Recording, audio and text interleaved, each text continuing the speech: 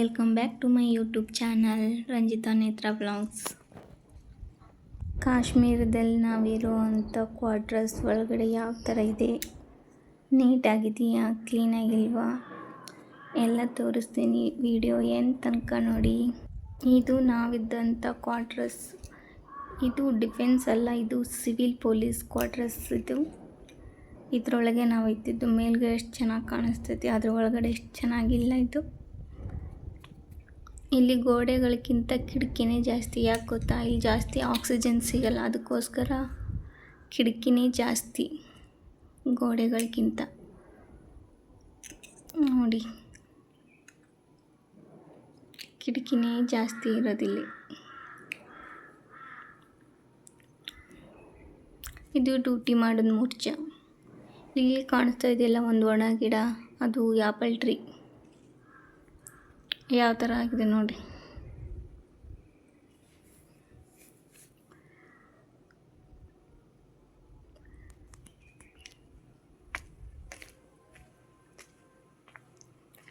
ಮತ್ತು ಹೀಗೆ ಬಂದರೆ ಈ ಕಡೆಯಿಂದ ಅಲ್ಲಿ ಒಂದು ಮೋರ್ಚ ಕಾಣಿಸ್ತೈತಿ ನೋಡಿರಿ. ಅಲ್ಲಿ ನಮ್ಮ ಮನೆಯವರು ಡ್ಯೂಟಿ ಮಾಡ್ತಿದ್ದಾರೆ. ಈ ಕಾಂಪೌಂಡ್ ಆ ಕಡೆ ಇರೋದು ಜೈಲು.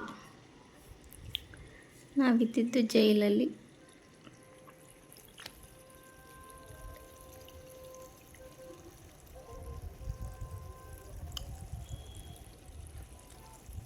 ರೂಮ್ ಕಡೆ ಹೋಗೋಣ ಬರ್ರಿ. ಇದು ಫಸ್ಟು ಯಾವ ಥರ ಇದೆ ನೋಡಿ, ಕ್ಲೀನಾಗೇ ಇಲ್ಲ.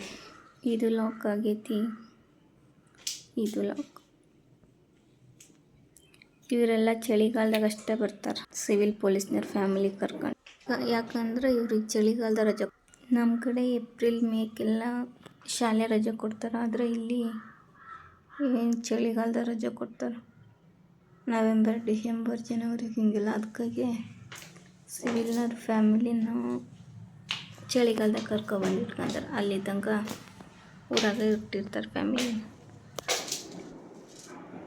ಇದು ಸೆಕೆಂಡ್.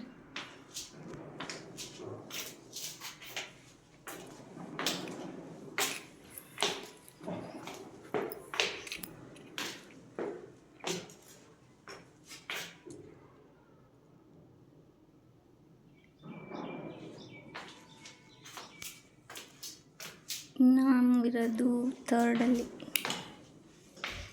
3ನೇ ಫ್ಲೋರಲ್ಲಿರೋದು ನಾವು.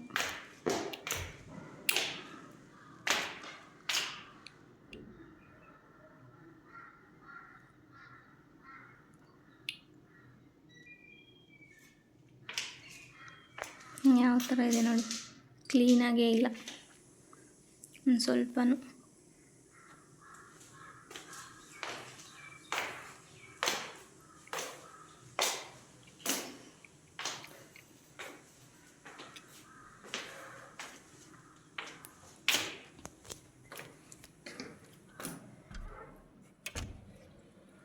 ಇದು ನಾವಿರುವಂಥ ಊರು. ಇದು ಮೋಸ್ಟ್ ಡೇಂಜರ್ ಟೆರರಿಸ್ಟ್ ಏರಿಯಾ. ಇದೆಲ್ಲ ಫುಲ್ ಕುಪ್ವಾಡ್ ಅಂತ ಹೇಳಿ, ಕುಪ್ವಾಡ್. ಅಲ್ಲಿ ಮೇಲ್ಗಡೆ ಟವರ್ ಹತ್ರ ಕಾಣಿಸ್ತಾ ಇದೆಯಲ್ಲ, ಅದೆಲ್ಲ BSF ಕ್ಯಾಂಪ್. ಇದು ಕುಪ್ವಾಡ್. ಇಲ್ಲೆಲ್ಲ ಇರೋರೆಲ್ಲ ಜಾಸ್ತಿ ಟೆರರಿಸ್ಟ್ ಇರೋದೆಲ್ಲ ಜಾಸ್ತಿ. ಭಾಳ ಡೇಂಜರ್ ಏರಿಯಾ ಇದು. ಇದು ಪಾಕಿಸ್ತಾನಕ್ಕೆ ಹತ್ತಿರ ಇರುವಂಥ ಜಿಲ್ಲೆ ಇದು. ಅದಕ್ಕೆ ಜಾಸ್ತಿ ಟೆರರಿಸ್ಟ್ ಇರೋದು, ಮತ್ತು ಟೆರರಿಸ್ಟ್ಗಳಿಗೆ ಜಾಗ ಕೊಡೋ ಏರಿಯಾ ಇದು. ಬರ್ರಿ ನಮ್ಮ ರೂಮಿಗೆ ಹೋಗೋಣ. ಇದು ನಾವಿರೋವಂಥ ರೂಮ್. ಯಾವ ಥರ ಇದೆ ನೋಡಿ. ಮೇಲ್ಗಡೆ ಎಲ್ಲ ಪ್ಲಾವಿಟಿಂದ ಕ್ಲೋಸ್ ಮಾಡಿದ್ದಾರೆ, ಜಾಸ್ತಿ ಚಳಿ ಆಗಬಾರ್ದು ಐಸ್ ಬೀಳೋ ಟೈಮಲ್ಲಿ ಅಂತ ಹೇಳಿ.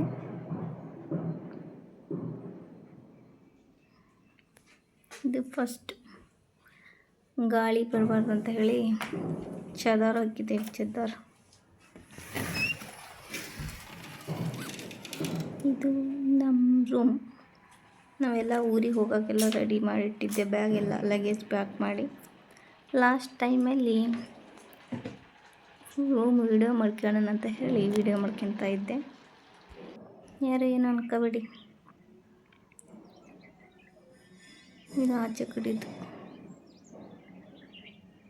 ಹಿಂದ್ಗಡೆ.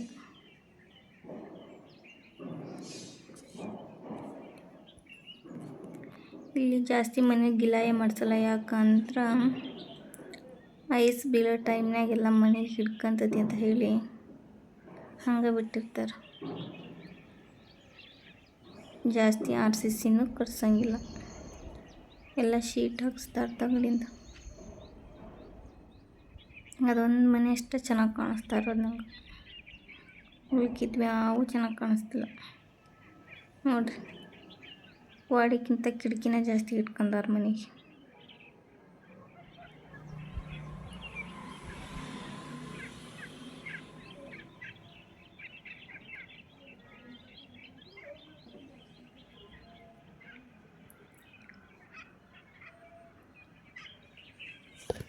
ಎಲ್ಲ ಶೀಟ್.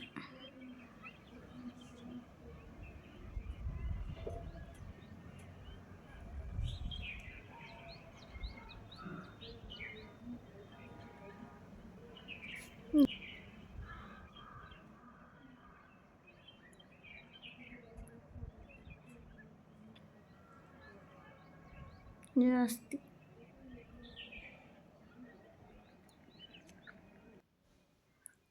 ಇದು ಅಡುಗೆ ರೂಮ್, ಸಿಂಪಲ್ ಆಗಿದೆ.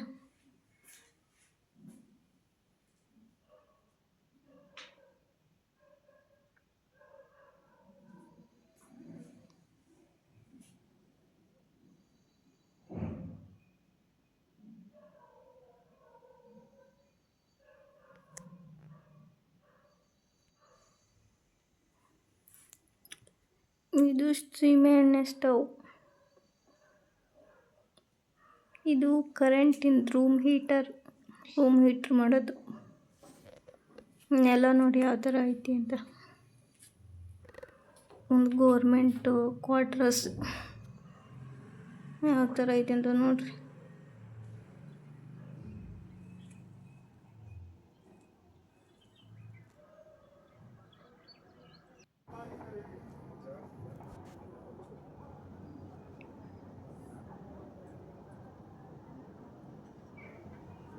ಆ ಕಡೆ ಗುಡ್ಡದ ಮೇಲೆ ಐಸ್ ಬಿದ್ದತಿ, ಈ ಕಡೆ ಇಲ್ಲ. ನವಂಬರ್ ತಿಂಗಳಿಂದ ಗಿಡಗಳಿಗೆ ಒಂದು ಎಲೆನೇ ಇರಲ್ಲ, ಎಲ್ಲ ಉದ್ರಿ ಈ ಥರ ಒಣ ಮರ ಥರ ಕಾಣಿಸ್ತವೆ. ಚಳಿಗಾಲ ಬರೋಕ್ಕಿಂತ ಫಸ್ಟ್, ಐಸ್ ಬೀಳೋಕ್ಕಿಂತ ಫಸ್ಟ್ ಈ ಥರ ಕಾಣಿಸ್ತತಿ.